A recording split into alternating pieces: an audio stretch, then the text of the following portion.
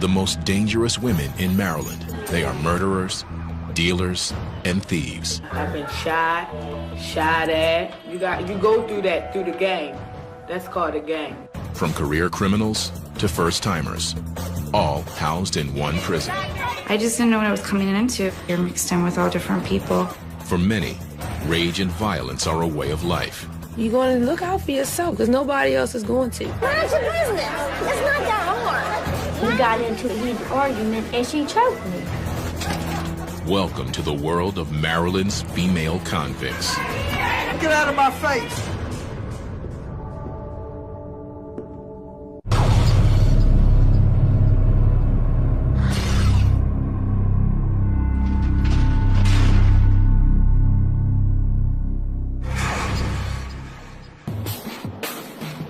Jessup, Maryland, outside of Baltimore. Home to the only prison for the state's female felons. Killers, kidnappers, addicts. They all land here at Maryland Correctional Institution for Women, or MCIW. Tell Mom I love her. I'll be home soon. Tell her to stay Avenue WC with it. They never stop coming. Each year, about 1,300 inmates pass through the prison's intake center, where they are strip searched, interviewed, and assigned a place in the system. Many come fresh off the brutal streets of Baltimore, a city just 15 miles north of the prison and one of the most violent in the nation. I've been shot at, you know. It's just crazy. You go through that through the game. That's called a game. I put a gun into my face. I never liked her.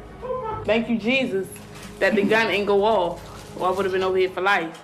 At MCIW, these new arrivals will live alongside every type of felon. 900 offenders are housed here, minimum to maximum security, the highly aggressive with the low risk, all mixed together. With the right. This is something else, the cut. Some inmates have more trouble than others adjusting, like Paris Pratt. It's tight. I have had roommates where I had to get them out because I don't have a lot of patience these days with the foolishness and all of the craziness that people bring to your room. I don't decorate. I haven't decorated this cell because I don't want to feel like this is my home. Paris arrived a year ago and is still struggling to settle in. Some days I wake up good, other days I wake up bad, other days I wake up feeling very homicidal. Though only 25 years old, she will be here for the rest of her life. Abandoned as a teenager, Paris started dealing crack to support herself on the streets.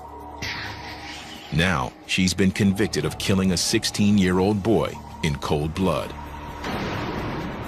I was convicted of first-degree murder, and I was sentenced to a life sentence plus 25 years with no parole. I've been painted this picture as a monster. Paris was the first woman sentenced to life without parole in Montgomery County, a middle-class suburban area outside of Washington, D.C. I fired 2 shots. He fell backwards, fell on his back, was laying on the ground, trying to get up, but it's like he couldn't. Police say she thought the boy was a snitch. She claims that it was self-defense. Things got ugly. When his hand came out of his pocket a little bit, I saw the knife in his hand. So my first instincts, just like anybody else, was to defend myself. Paris is trying hard to keep herself in check behind bars. If she breaks the rules, she'll wind up in segregation or lock. If somebody touches me, I'm definitely going on lock because I'm definitely going to defend myself. Lock is the unit reserved for the highly violent and explosive. Offenders are confined to their cells 23 hours a day. It's the last place inmates want to be. I haven't been on lock, thank God. But because I have an attitude. I do have an attitude. You're going to look out for yourself because you have to, because nobody else is going to. If I stay here and I let somebody stab me in here, I'm stabbed. They're not going to give a damn about what caused it, who did what, or whatever. The first thing they're going to do is say, oh, okay, you did it, lock her up. It's up to officers like Captain Hannah to keep Paris and other inmates under control. In her 20-year career, this wife and mother of 3 has come across every type of criminal, male and female. She knows that these women are dangerously on the edge. You're working with people who have committed crimes, have the potential to commit more crimes, so that's the danger element. You're working with people who are unstable, have a lot of mental health issues, emotional issues, and some people are just not going to like you just because. This afternoon, Captain Hannah is making rounds on the prison campus, making sure inmates are inside, getting ready for daily count. She's aware of how unpredictable and unstable these women can be, and is careful as she approaches an agitated offender in a nearby building. Somebody wants to help me. I want help. I want somebody to help me. That's what I want. I want to stop banging on the doors and the windows, begging for help, and nobody is helping me. I need help. What's the problem? I don't understand. The inmate might try to reach through the bars in the window and hurt someone. So Captain Hannah must calm her down. Quiet and try to appease me. It's easier to talk them down as long as you keep calm. Eventually they'll come down. But if you start screaming, hollering, getting excited with them, it's going to blow out proportion, and you won't be able to get control of the situation. There's always a possibility that I could be attacked. Some have tried in the past, so the threat is always there. I don't forget where I am. I remember where I am. I am in prison. Inside, inmates are locking down. They're free to be out of their cells for most of the day, but must be back for 2:30 afternoon count. Don't be disrespectful. I'm not being disrespectful. Like that. Actually, you didn't have to say get out the thing. You didn't have to say that. I don't want to be on. You didn't have to say that though. All right. On a housing unit floor, one officer watches up to 112 inmates with only a radio for backup. They are unarmed so that weapons do not fall into the wrong hands. But that means control is crucial here. Building 192 is one of the prison's 4 main housing units. It's broken into 4 wings. One of them, D Wing, houses inmates who have serious anger and behavioral issues. Yeah.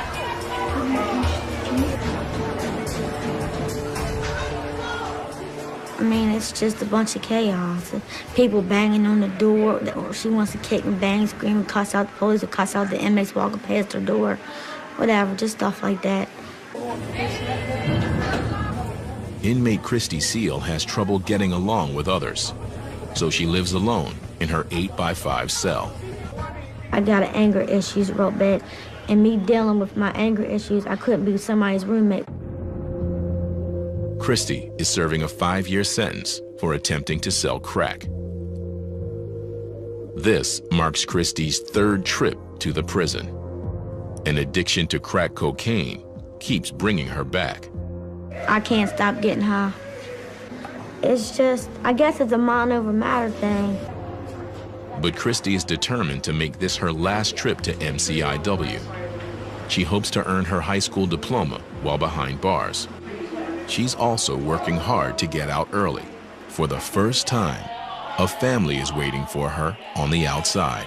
All my life, I've never had my mother. Now I'm 33 years old, and now my mother's decided at 51 years old she wants to decide to be a mother to me. She's decided she don't want the drugs. She wants a life with being around me and my sister. Christy hopes if she behaves herself, she can make parole and leave prison in 2 years instead of 5. To do that, she can't go off on inmates in the prison's general population. If I can't deal with people in population, how am I going to deal with people in society? To help keep calm, she turns to her inmate girlfriend. But that means breaking the rules. She's like my soulmate. I mean, we're so much alike, but we're so different, too.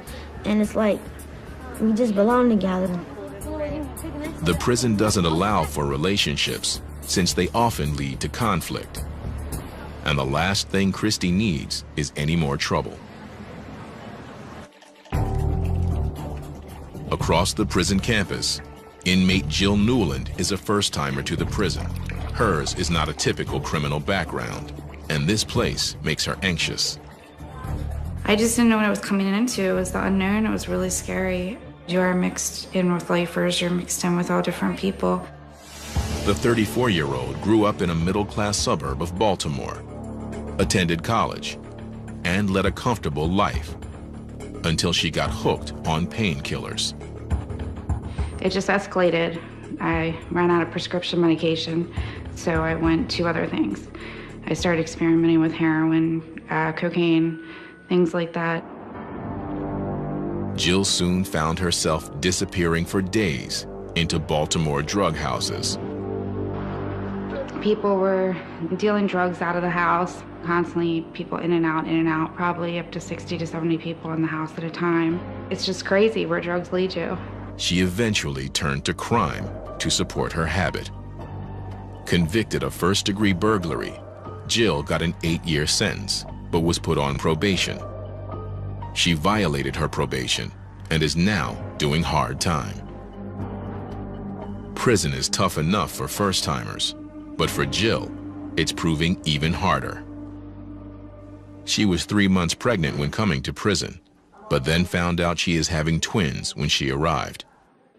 I didn't know I was having twins till I got down here.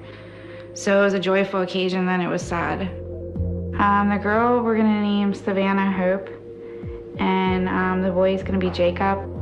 Jill already has a 3-year-old daughter and a 1-year-old son, both of whom live with her husband. My two at home, I don't really talk about that much. It's like a sore subject because I sit there and it's hard to deal with. You know, one day I was there, next day I'm gone. I really wasn't being a good mom because a good mom doesn't get high. In this prison, pregnant inmates are treated like everyone else. I thought like they'd have a whole little pregnancy area and like, you know, just I thought it'd be different, not really mixed in with general population. I was nervous about that at first because I was thinking if there was a fight, you know, it's very easy for me to, you know, get bumped into. Anything could happen, and yeah, that scared me. I mean, you have to watch yourself. Because she is carrying twins, Jill's pregnancy is considered high risk. Twins are often premature, and her past drug use could compromise the baby's health. As her due date nears, the prison has confined Jill to the infirmary, a small wing separate from the main housing units. Security cameras monitor these women 24/7 in case something goes wrong. I'm really concerned about their health. I mean, I think their health is good, but it's still scary because you don't know. I mean, I won't know until the babies are born.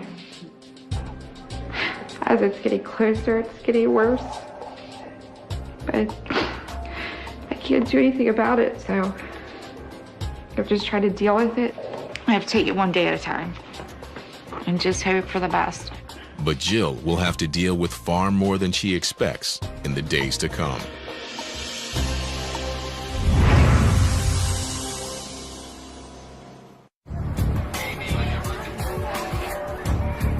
MCIW, the only women's state prison in Maryland.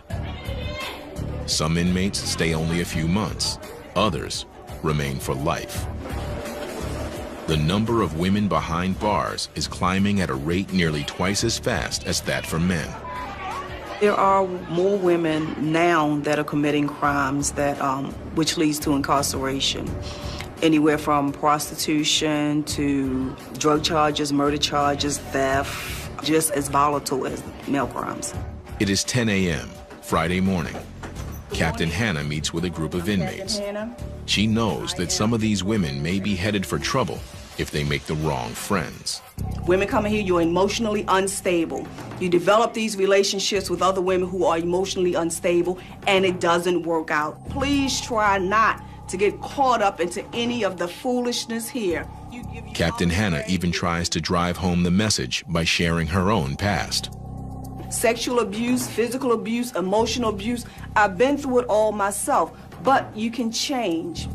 It could have been me sitting here. I've been through abusive relationships. I have thought about doing some things to my ex-husband that probably would have winded me in here. Change is crucial if these women are ever going to make it in the free world. People down us because we're prostitutes and drug addicts. A lot of society does. They think we can't change. I don't want to go back out there and use, but I know once I hit the streets, I know what I'm capable of doing. I need that treatment in my life. I need that help. I need that extra push. MCIW tries to prepare them for life beyond the walls with intense drug rehab, high school and college courses, and critical job training. I believe that everybody should be punished for the crime they committed, but we try our best to prepare them to re-enter society and not make the same mistakes that they have made to get here in the first place. And the programs seem to be working. The inmates who participate cut their chances of reoffending by almost half.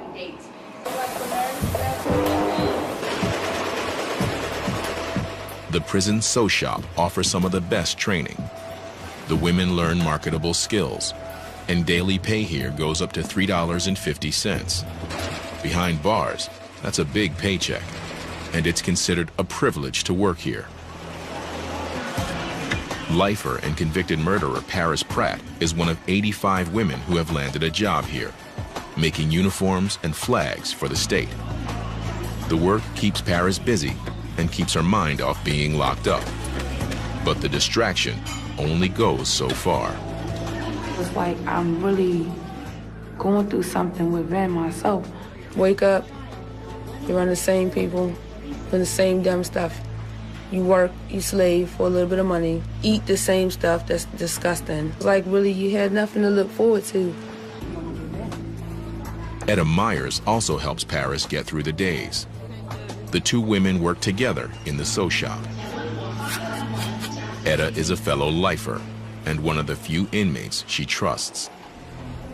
Etta has been here for 32 years. I used to think she got to be crazy to be still sane after 32 years, you know. Paris.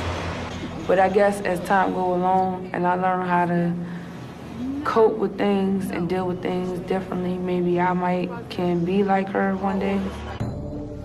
Etta was convicted of killing a man during an attempted robbery in his home. I got locked up in 1977 for murder in the first degree with a handgun. Before I came to jail, I was married. I was a drug addict. Like Paris, she came to the prison in her early 20s, and at first, didn't think she would make it. There was nobody that I could trust in jail, so it was easier for me to stay by myself than to mingle with somebody who I didn't know anything about. I was very uneducated, very fragile, very empty inside, very frightened, very, very afraid. Okay, I wake up because... I met Paris about a year ago. She had just come into prison with a life sentence. They wanted her to know that there were people here who actually had been here for a long period of time and had fared just well. Her first question was, how long have you been here? And oh my God, you look so good. And I'm like, I don't know what good is, but thanks. Etta knows that Paris is on edge. I hate this. I don't think that it has hit her. Reality has really not set in. For most of us who serve a long sentence, it takes a couple years before it actually settles in, before you're able to accept it. For the people that don't accept it, it's going to be really hard because life is hard in jail. They can get caught up in the madness and the negativity, and that'll only allow them to go to mental health and on lock. Etta hopes Paris can handle life behind bars without succumbing to madness or violence. She watches Paris closely, especially in the prison sew shop, where the edgy young inmate handles sharp tools.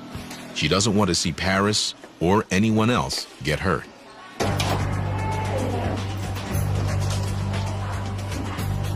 All items must be carefully tracked.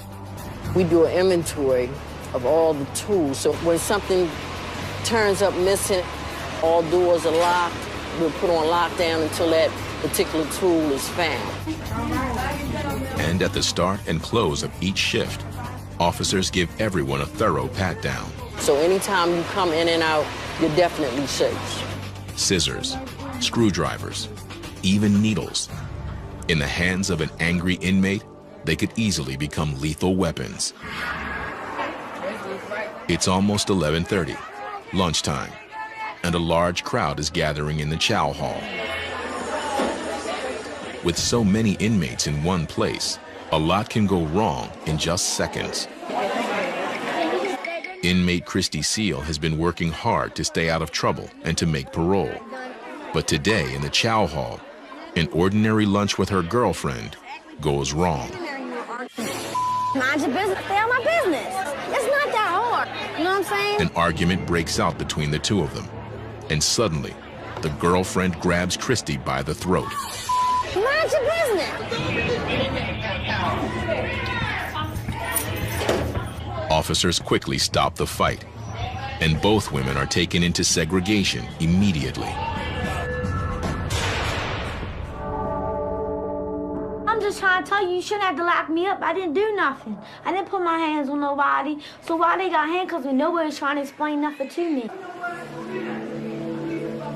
Now, Christy is in seg, despite her efforts to keep her record clean.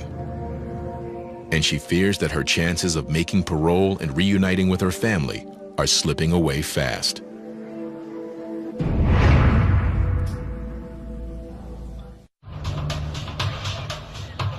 Thursday morning at Maryland Correctional Institution for Women. Here, behind the mesh of razor wire, 900 of the state's worst female offenders are forced to live together. At any given time, about 20 of these inmates are pregnant. Among them is convicted burglar and drug addict Jill Newland, who is expecting twins. 3 weeks remain until her delivery date. Every week, Jill undergoes a routine checkup. Her weight, blood pressure, and the baby's heartbeat, along with the size of the uterus. But today's exam brings some scary news. As is often the case with twins, the babies are ready to come out weeks ahead of schedule. Jill must head to the local hospital immediately. The anxiety started building up with the fact of knowing that it was coming to an end, and reality set in a little, and it's just a scary situation. But even now, security cannot be compromised. 2 officers are required to transport her.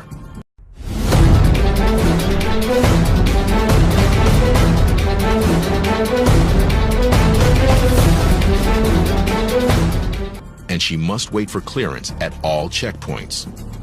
Pregnant or not, she's still treated as a dangerous felon. I'm embarrassed and I'm upset that I put myself in the situation to have to go there pregnant and handcuffed. It just seems like they're surreal. It's like everything's just happening, and I feel sometimes like, what's going on? Is this real? The hospital is only 15 miles away, but it's a long drive for Jill. She doesn't know what this early delivery might mean for the unborn twins.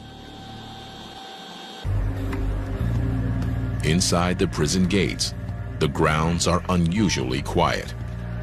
A prisoner is coming out of segregation, and Captain Hannah has cleared the entire area.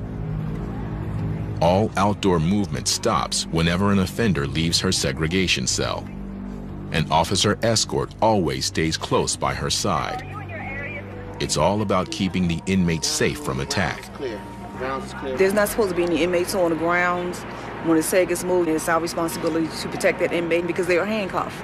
So if something happens, they cannot defend themselves. If they're fighting somebody and that person has friends out in general population, then they could be a possible enemy. The extra security also protects the staff from getting hurt. officers know they can never let their guard down when dealing with convicted criminals. Captain Hannah learned this the hard way. As a young officer, she survived a vicious inmate attack. It took months for her to recover. I had been on the job approximately 4 months, and I was attacked by an inmate, maximum security prison. Segregation inmate ran down the tube, jumped me from behind, and he stabbed me. The shoulder, the back, the side of the face. I was stabbed 5 times. At first, I didn't even know that I was being stabbed because it just felt like punches. I came back to work because I knew the risks involved when I took the job. You could lose your life in prison. Lieutenant Parker to all OICs, 1021 shift. Captain Hannah to all units, resume your movement, resume your movement. The attack is a constant reminder of how dangerous her job can be, especially when handling the volatile inmates housed in segregation. Also known as lock, the 48 cells in SEG are reserved for the prisoners who break the rules. In lock, inmates are confined to their cells nearly every hour of every day, with only 2 showers a week.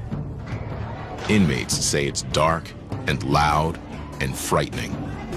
For the prison, it's the ultimate discipline.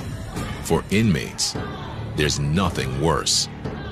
It can stay with them long after they get out. I used to be terrible at one point. I made a change in my life not to go back over there because it's not worth going over there. And now that's really how you lose your mind. You get absolutely nothing.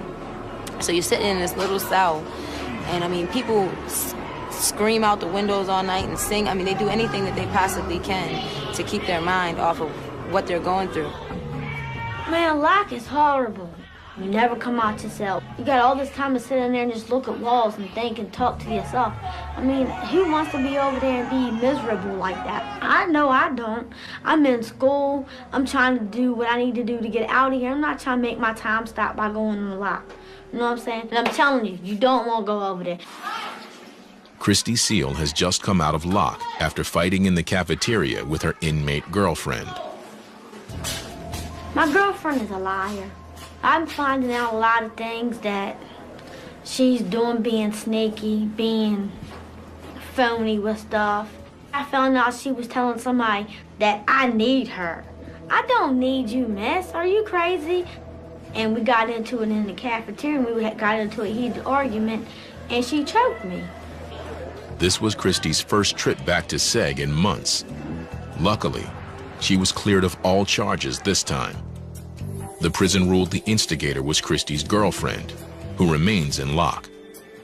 She's always putting her hands on me. There's a scratch mark on my neck where it's healing up right there. She did that. You know what I'm saying? So I'm constantly smacking her back because I'm not going to just keep allowing you to put your hands on me and think I'm not going to smack you back.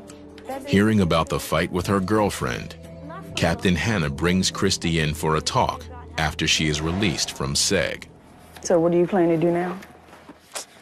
I'm going to try to stay away from her. And I did say try. We do not condone these relationships, but we know they do happen. And it doesn't work out. There are fights. The women may do certain things or act certain ways towards other inmates just to make this particular one jealous, and it creates a lot of problems. My anger took over because I couldn't. It felt like I couldn't breathe. I felt like everybody was ganging up on me. Mm-hmm. You have to be able to handle your anger issues. What do you have planned for when you leave here? If you don't have a plan, you're going to be back here. What about your education, college degree? Do you have your high school diploma? I can't get it. Well, why? Because I ain't smart enough yet. Yes, you are. Don't say that. I mean, I waited till I was an old lady before I got my bachelor's degree, but I did it.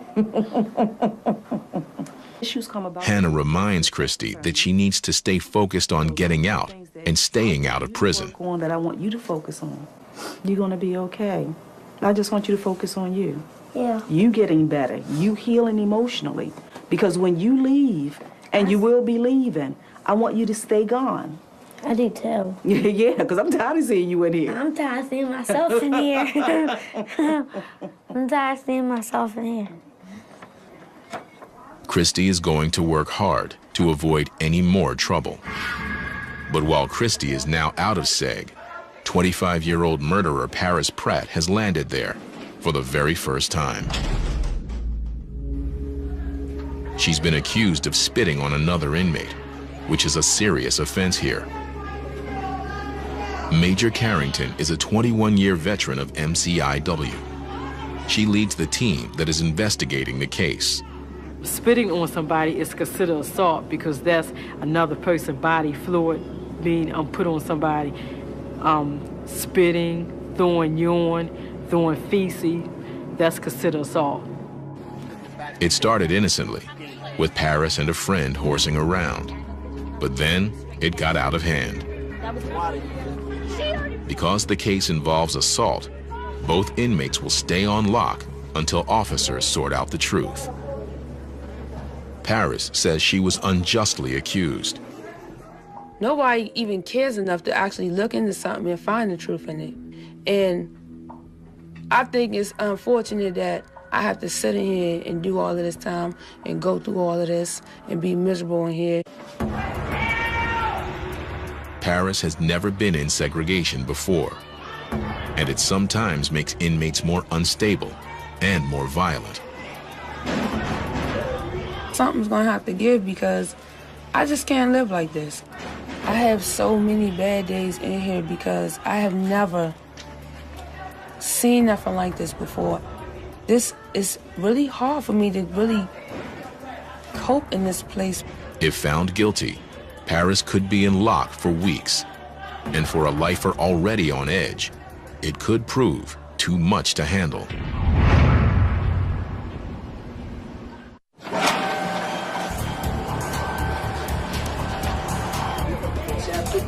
3 p.m. at Maryland Correctional Institution for Women. A new shift takes over. And for their own safety, officers conduct a careful shakedown of the cell houses. Every day, every time a shift change, each officer that comes on, they have to do a search of the common areas. Officers regularly shake down individual cells, but inmates also like to stash contraband, such as razors and drugs, in the common areas. If they want to hide it for somebody else to get, they'll hide it in the common area. That way anybody can go get it. There's no claim to any specific person, so if you find it in the common area, you cannot say this belongs to this particular inmate. You can do it. They're very creative in how they hide things. They would hide stuff inside the trash can because they know nobody really wants to put their hands on that because that's unsanitary. They can hide stuff behind the paper, so you have to look under that to make sure that there are no razors, tobacco, or anything hidden behind that. You have marijuana, heroin, pills, and a lot of times women will take other people's drugs, psychotropic drugs, just to get high. If they know that you're constantly searching and that you're being consistent with it, then they're less likely to hide it in these areas. Those caught with dangerous contraband end up in segregation or lock with other rule breakers. Like inmate Paris Pratt, who is just getting out from a 1-week stay on an alleged assault charge. But she's not out of trouble yet. The prison concluded that Paris did not spit on anyone and has dropped the assault charge. But she still faces a hearing on a related violation from that night: aggressive horseplay. If found guilty, the inmate is in danger of seeing more seg time. The charge sounds relatively harmless, but the prison knows how easily things can escalate here. Hearing Officer Barthlow oversees these disciplinary cases. Starts out as some minor type of play, but then someone takes offense to what's occurring in the way of too hard of a bump or some comment being made, and then the fists start flying. Sometimes, prisons allow another inmate to act as a sort of representative for the accused. She argues on Paris's behalf and ensures that she is treated fairly. During these sessions, the inmates must be heavily restrained. We've had incidences in the past where inmates have not been shackled, where either the hearing officer or the officer assigned to the hearing was injured, with someone becoming upset and becoming physical as a result of the decisions that are made. Hearing Officer Barthlow reads the report from that night. At approximately 6:40 p.m., while observing inmates returning from dinner, I observed inmate Paris Pratt, 923-505, and Crystal pulling each other's shirt and chasing each other recklessly. I ordered them to stop horseplaying and ordered them to go into the building. This is not a violent act. It's not a... The inmate representative defends Paris, claiming she played no real part in the incident. So in this case, Ms. Pratt actually did not do anything. They were coming from dinner. She was on her way into the building. She did not, was not reckless in any manner. But this isn't the first time Paris has been in trouble. She's had 3 similar violations in the past, and given her record, Hearing Officer Barthlow is not convinced. Ms. Pratt, after weighing what your representative has presented here through her arguments, what the institution has presented through its evidence, I will find you guilty of the violation of 501.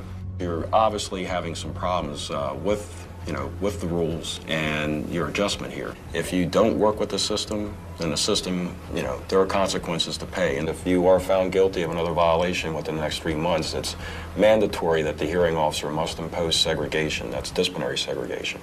All right? Paris is lucky, but now walks a very thin line. If she breaks a rule again, Paris returns to Locke immediately. Should I be happy? I don't have nothing to say right now.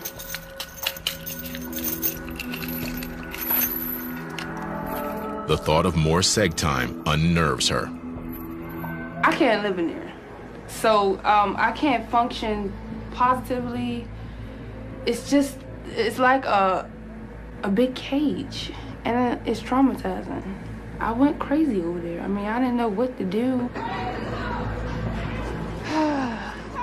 You're gonna sell all these cages like you're an animal, yelling, screaming.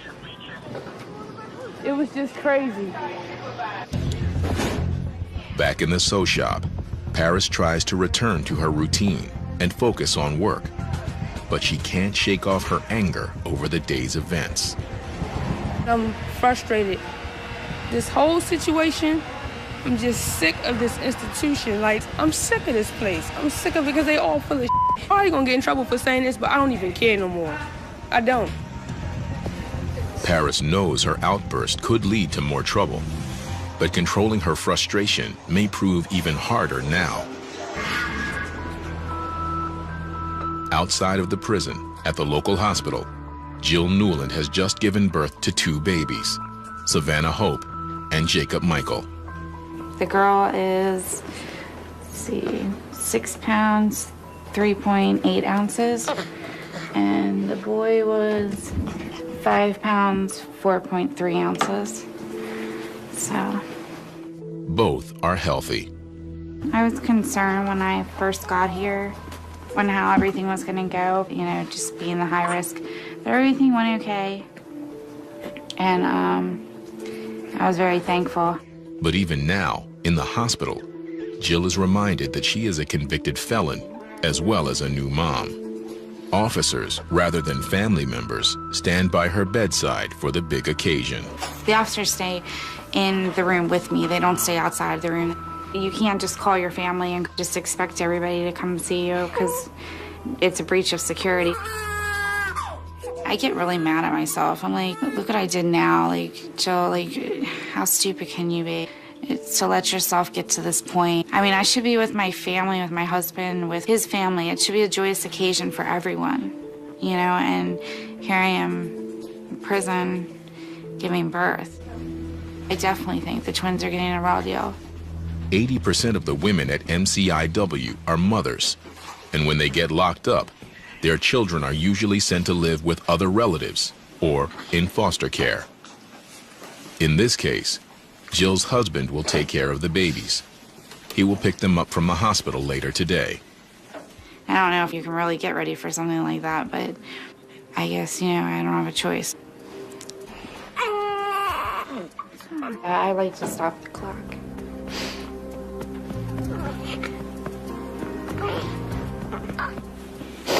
Sorry. It's a hard thing to go through.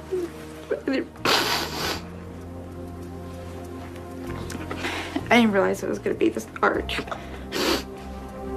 In a few hours, Jill will be forced to give up her twins and return to an 8x5 cell. She has 7 more years to go.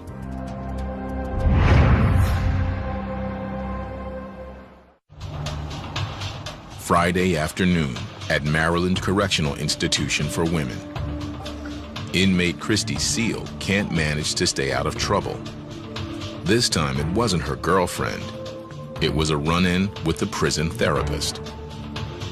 At their weekly meeting, Christy accused the therapist of letting her down and lying to her at the top of her voice. I'm not going to just accept them to talk to me any old kind of way. And I already have an anger issue. She already knows that. And then she just aggravated me to the point where I blew up in her office. They know that I don't put up with they bull.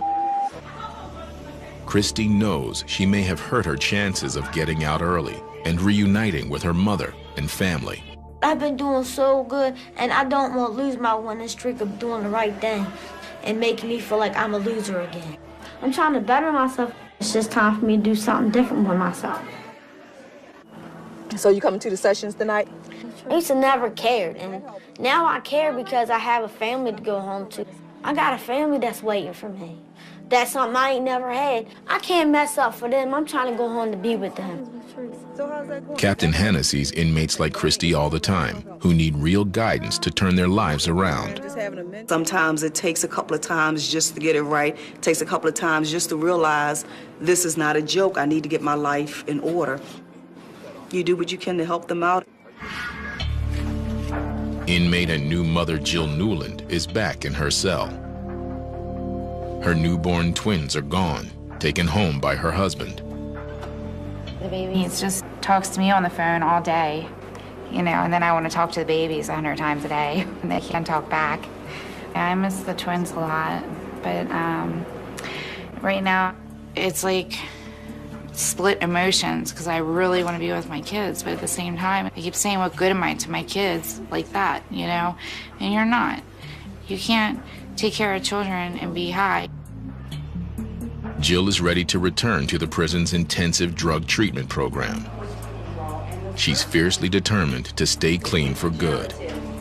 I actually do feel like it's a fresh start. I think if I just stay positive and just keep trying to do the things I need to do to stay focused, I'll be okay. I want to be clean. I want to do the right things.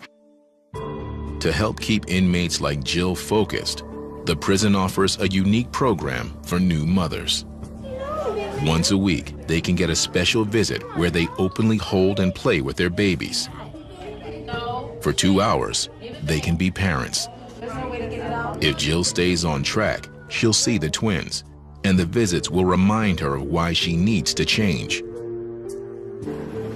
But while Jill Newland will eventually go home, convicted murderer Paris Pratt will not leave here, ever. These days, Paris has been staying out of trouble and out of luck, but she's only served 1 year of her life sentence. I don't know if I'm going to adjust to life here. One day I could say I'm going to adjust to life. The next day I could say I might take my own life because this is not living. This is just existing. I just don't think I can do it in here. I really don't. To keep herself sane, Paris will continue to look to fellow lifer Etta Myers. It's a pretty frightening experience. I think that she'll come along, but I think that it's going to take some bumps and bruises along the way. It's going to take some time for her to accept the reality that she may be here for a very long time. I was going through it, so I probably will get there. If I have to be here for years and years and years and years, you know what I mean? You have no other choice because you have to deal with it, but I'm just not there yet. Only time will tell if Paris can adjust. Everybody has an issue when they come in here. There's a reason why they did what they did. And what we try to do is to help them, to process it, to look at ways that they can change within. Officers like Captain Hannah try to help the inmates find their way. I don't think that we should ever give up on people. I feel that my mission and my purpose is to help hurting women. Even just through caring, just being a kind of a decent kind of human being. Day after day, Maryland's female felons continue to fill the cells at MCIW. Whatever their crimes, the prison and the officers give these troubled women the chance to change their ways. But in the end, it's a choice each inmate must make for herself.